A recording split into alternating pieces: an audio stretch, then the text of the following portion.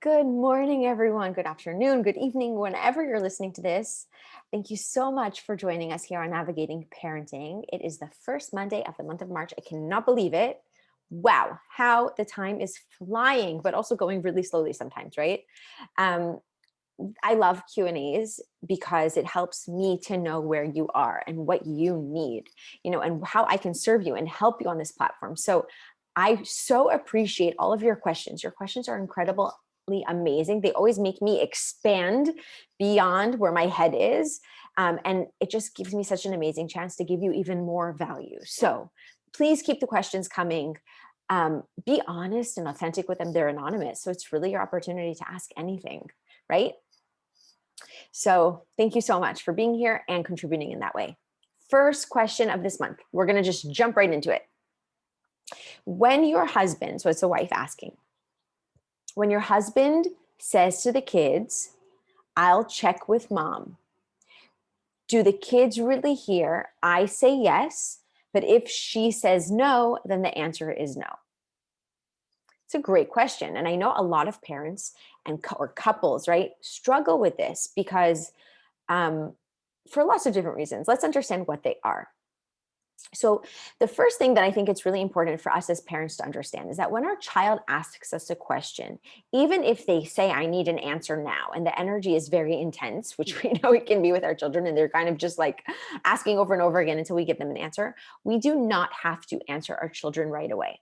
I found that many times when parents say, like go ask your mom or go ask your dad, it doesn't necessarily mean that that parent is trying to pit themselves against the other one or trying to just like dodge the responsibility. It really could be that they don't know what the answer is to it. Okay. You might say, oh, that's naive. Maybe for some circumstances, but for some, it's not. Sometimes parents really feel that they have to give their kids an answer right now. And because they don't know the answer, they just like don't know what else to say. Go ask your other parent. So let's talk about what's sufficient. And then, of course, there could be like, I don't want to take responsibility. I know the answer is no, but I don't want to be the one to say no. So I'm going to send you to the other parent who's going to have to say no. So rather than doing that, let's think of other language that we can ask our spouse to use, or we can start using on our own that will change that dynamic, right? So the first thing is that a lot of times as parents, we feel pressured to answer our child in the moment. We do not have to answer our children right away when they ask us a question. It is completely okay to say, I need a little bit of time. Let me think about it. Let me, I don't know the answer. Let me talk to your mom or dad. Or I don't make decisions by myself. I might know what my opinion is, but I do need to talk with the other parent in the house, right? Or the other parent that we're co-parenting with, the other partner that's there, because we make decisions together. So even if I know my opinion, I really respect the other parent's opinion and I need to know what they think and what they would say before I make this decision. And yes, your children are sometimes hanging on you and really impatient, but an explanation like that is so important and adds so much value to your relationship. But it also adds value to the way that your children perceive relationships and how important they will understand communication really and truly is with their partner or with anyone that they're interacting with in their life. So, using language like that is the best way to go. First of all, because it's not sending the message like I'm saying yes, and now if the other one says no, I'm putting it on them. But it's also really, creating this space for your children to understand on a much deeper level the value of communication within relationships. So I love that question. Um, I'm not going to say yes or no because, again, we can't assume what our children are interpreting from a situation. We know what it sounds like to us, but just because it sounds like to us, like the spouse is throwing it on you, it doesn't necessarily mean that that's what he's doing intentionally. And it doesn't necessarily mean that that's what the children hear. If a partner is saying, I say yes, but you have to go ask your other parent, yeah, that could be kind of throwing the other one under the bus, right? But if it's simply, but the most important thing is just to get that wording down, because we eliminate this idea of throwing one under the bus, but we're also now modeling a relationship of connection and communication for our children, which is really what we want them to have, not only with the partner that they may have in the future, but with anyone in their life. So it's a great question. And I think a really important topic to touch on. Might go into that more in another class, but thank you for the question. It was wonderful. Okay. Another question. How do I parent a strong-willed child who has no respect for me and constantly challenges me? He's 7. I feel so defeated. I give consequences and take things away, but there has to be a better way. Oh, mama, I feel you so deeply, because that feeling of feeling defeated is so hard to live with. It's brings our energy so far down, and is so challenging to feel like that on a regular basis with our children. So I really, really feel you, and just want to hold space for you and know that we are here with you, and you're not alone, and you're not defeated. You are a warrior. You are a warrior mom. I also want to acknowledge and honor the fact that you know that there has to be a better way than giving consequences or taking things away, right? What does that show us? That you're really looking to build connection and communication with your child. You really want to build this respectful relationship. And that's what it comes down to. The more that we don't show our children respect, the less they will respect us. When we give consequences or we take things away from our children, we're making a power play. And when we try to assert our power, we are taking away from building a respectful relationship with our children. And I don't say this to make you feel worse, because I know you said you're feeling defeated. I'm saying this because when you can start to parent without those consequences, without taking things away, which I know we grab for them because we don't feel like we have another option.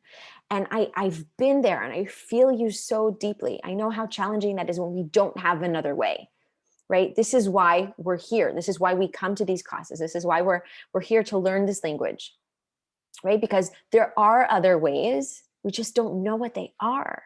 There are other ways. So the first step is that when we stop trying to control or take power over that relationship, then we are already taking steps towards a respectful relationship. When our child feels respected, then they will offer respect. They will be more respectful towards us. Not only that, we will feel empowered, because as much as we think exerting control or trying to exert power over someone else is the way to, or being the one in control is the way to feel empowered, it's really, truly not. When we're taking control into our own hands, we are not empowering ourselves. We're not feeling empowered at all. We actually feel worse about ourselves. In the moment, we might feel like good, but it's really our ego. It's not really coming from our soul, coming from a real and connected place.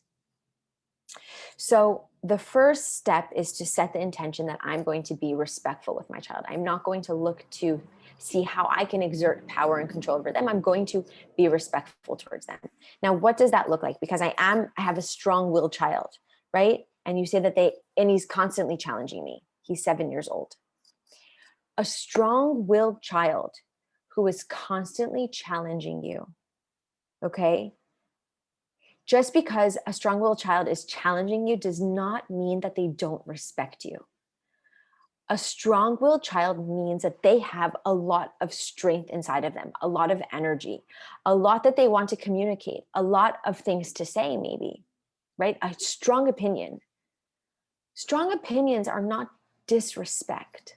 An opinionated person is someone who knows clearly what they want, who is very strong in their voice, who is not going to bend and is not willing to give up who they are or what they feel is right for them because someone is telling them to. Let's honor that about your child, because wow, how wonderful. What a quality is that? We want our children to be strong-willed. We want them to be challenging, on some level, because we don't want them to just take things in. But what you do want to do, we don't want them to just take things sitting down, right? What we do want to do, though, is build cooperation, is build communication, is build trust, is build that respect. We don't want to make our children not strong-willed. We don't want them to be pushovers. So that you have a strong-willed child is awesome.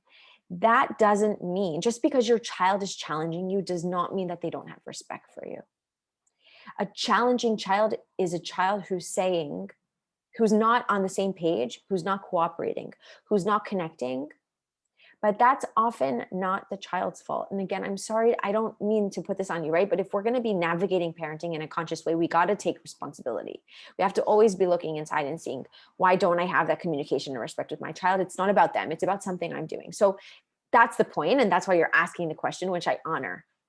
So in those moments when your child is challenging you, your job as a parent is to read between the lines. What are they trying to express? What are they trying to ask? What are they trying to tell you? If we can reframe in our mind that he's not trying to make it difficult for me, he's trying to tell me something, he's trying to communicate something, he's trying to assert his autonomy and his independence, which is a basic human need. Every person on this planet wants that. So how can we create a situation where your child feels that they have that, they feel that independence, they feel that autonomy, right? And we're respecting them and who they are by giving it to them. And when they feel respected in that way, then they will offer respect back, because the relationship will become one that's based in respect, that's based in trust and communication and cooperation. I hope that helps. I know that doesn't go into extreme detail. If you have a more detailed question about this, please feel free to DM me it, and I will be happy to answer it next month, okay? But that's the really important part. Next question. What do you do if your child is tough to motivate with school? When she feels like it, she does great, but lately she's been more difficult to motivate. Okay. So right now we are in the midst of a global pandemic, and our children have had a very off school year. Even if they're lucky enough to be in school, it's still been a challenging year. And if their feelings and needs haven't been met and dealt with in in a productive way that helps them to really feel them and deal with them, then that accumulates. And that accumulates into a child who may not be motivated to do schoolwork. That's A. Okay. Plus, we're still in the middle of the pandemic. If your child is on Zoom, then, oh my goodness, I don't know how motivated I would be if I was on Zoom, to be honest, all the time. It's really hard to stay motivated. So let's just offer them a lot of empathy. The first thing to do is to offer a lot of empathy and understanding. Build it up within yourself. And by the way, even if your child is in school, one of the first things we want to do is build up a lot of empathy for your child, which doesn't mean, oh yeah, you're right, you don't have to do school. But empathy is really, I'm standing in your shoes and I feel what you feel. Why are you not motivated? So the first thing is to feel that empathy yourself, right? Like to get to a place where you're able to feel that empathy. You're not angry and frustrated. And then you sit with your child and you talk to them and you step into their shoes. I really want, I noticed that you're not very motivated in school. What's going on? How come? What do you feel when you're sitting at that computer? Or what do you feel when you're in school? What do you feel like when you get an assignment and you just don't want to do it? What does that look like for you? How do you feel? What are you needing? Is there more support that you need? Some children aren't motivated in school, not because they don't care, but because they feel discouraged, or they were embarrassed by a teacher and they feel like they might as well not even try, or they're not doing well, or they care what other people think. And so they don't want to show up because if they get it wrong, our brains and our children's brains are so complicated. The first thing is to understand why are they not motivated? Not being motivated is the effect. It's not the cause. So we want to go deeper into the feelings and the needs of it, right? What feelings are your child having? What needs are not being met? Why are they not motivated, right? So it's not about figuring out what to do to force them to get motivated. We can't force anyone to get motivated. What we want to do is nip it in the bud now when they're a child, right? Because we want your child to grow into an adult who is motivated, who is excited about their passion and getting done whatever it is that they need to do.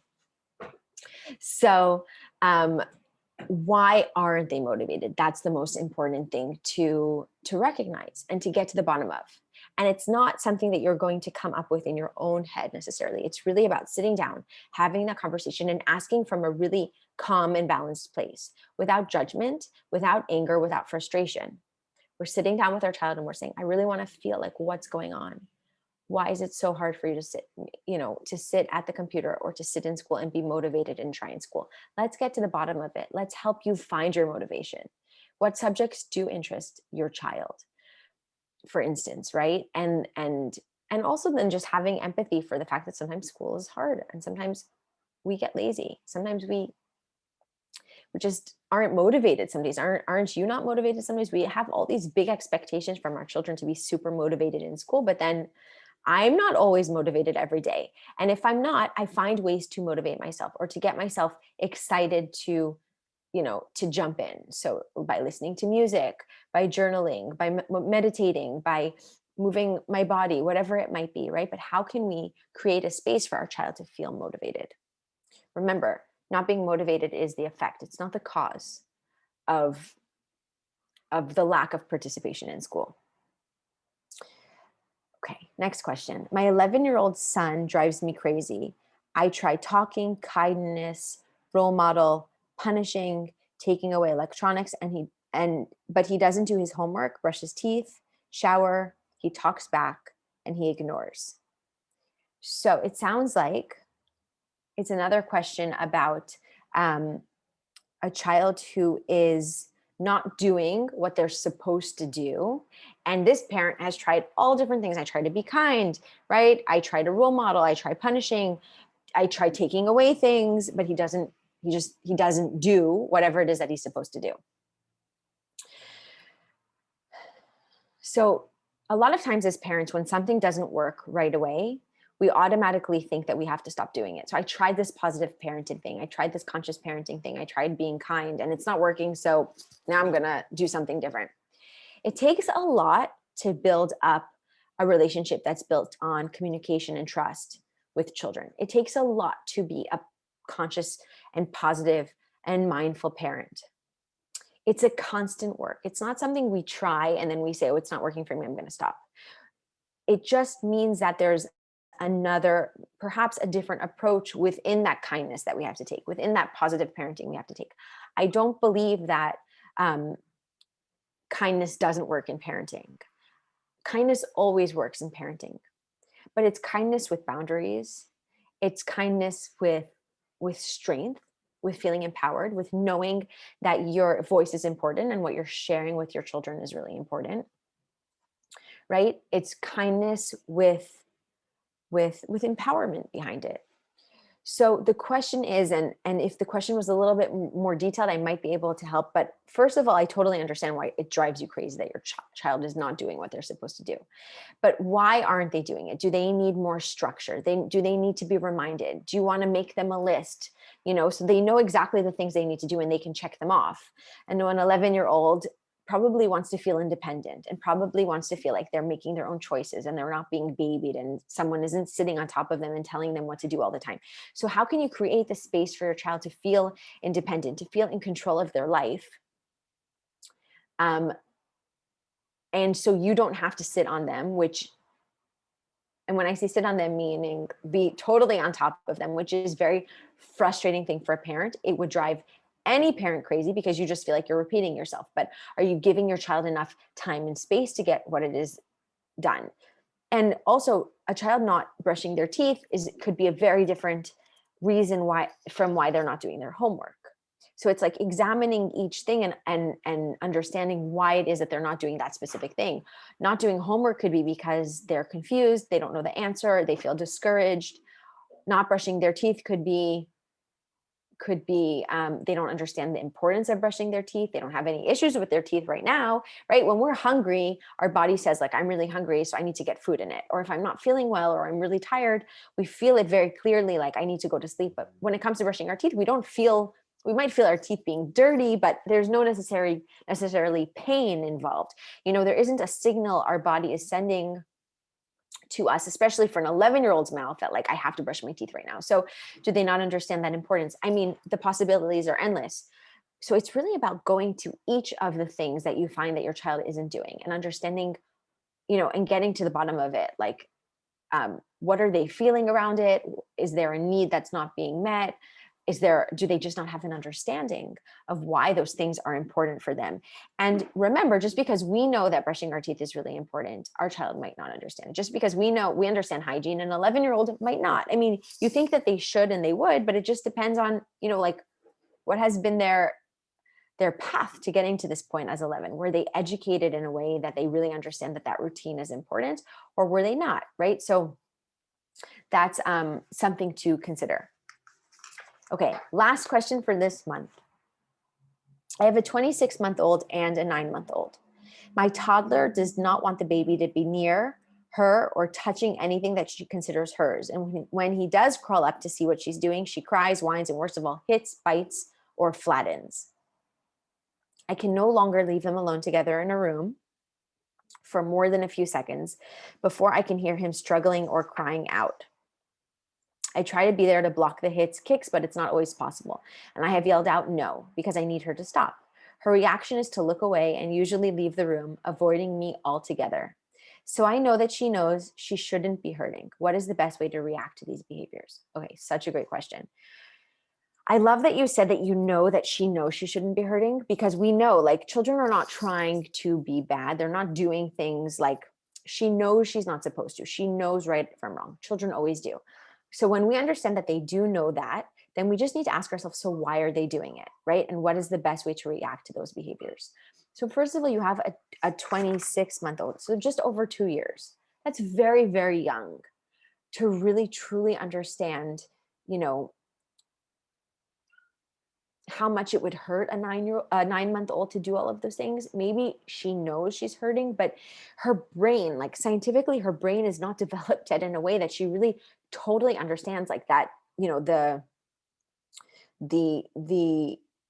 pain that she might be inflicting. She knows it's bothering him, but she doesn't understand completely, why and how, and like, and that it's really could be dangerous, like the ultimate, potentially negative outcome that could come from it. So it's really understanding that, first of all, that this may be a stage of your life that you can't leave them alone in a room. And I know that sounds exhausting and might be completely impossible.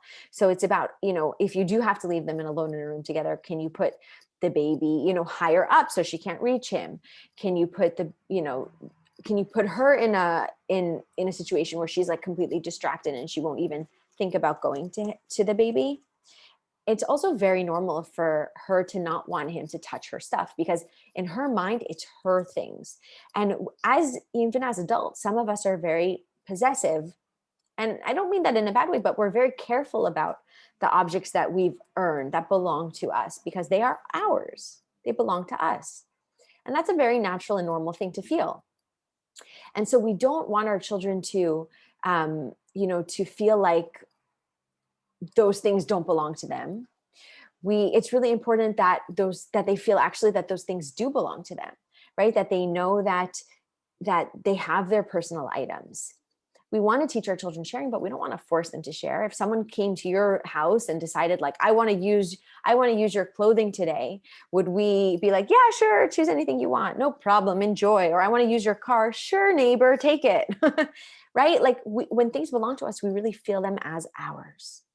So it's very normal. And I think it's very important to allow the space for your child to feel like those things do belong to her. And she has this choice. She has this amazing choice to share. She has this amazing choice to create a space where she's allowing her brother to use something that belongs to her or not. And that's really her choice. I actually don't believe in forcing our kids to share, because I don't think it teaches them to share. I think it teaches them to give things out of guilt, or because there's going to be a repercussion if they don't. We want, of course, to teach our children to share, but it's really about how. And so that part of the question is, what is the best way to react to these behaviors? Have a lot of empathy and understanding. Are you annoying him because he's taking your thing? Oh yeah, I totally feel that. I wouldn't like if someone took my toy either. It's really hard to share our toys sometimes. But sometimes we actually feel really good when we share, because you'll see your brother playing with it and he's going to be so happy and it's going to put a smile on your face, right? But the first thing is really to have empathy and understanding for our child, that this is really hard. It's really hard to share. It might, have empathy. It's really hard that we added someone to our family this year, huh? We had all the attention before and now we don't. And that can be something that's really challenging, right? I totally understand that. I don't, like, I'd love to hear what you feel about it. And a 2-year-old may not be able to have a full conversation, but just being there with them with empathy, standing with them, like in their shoes is so important. It's such an essential part of building that communication and cooperation and trust, and I think you will see that as you do, actually, she will probably calm down when it comes to her interactions with her brother.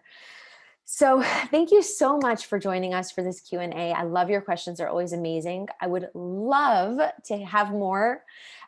Just a reminder that every Thursday I post new classes, and the first Monday of every month is a Q&A. So please send me your questions. And I have a wonderful day. Thank you for being here. Enjoy navigating parenting.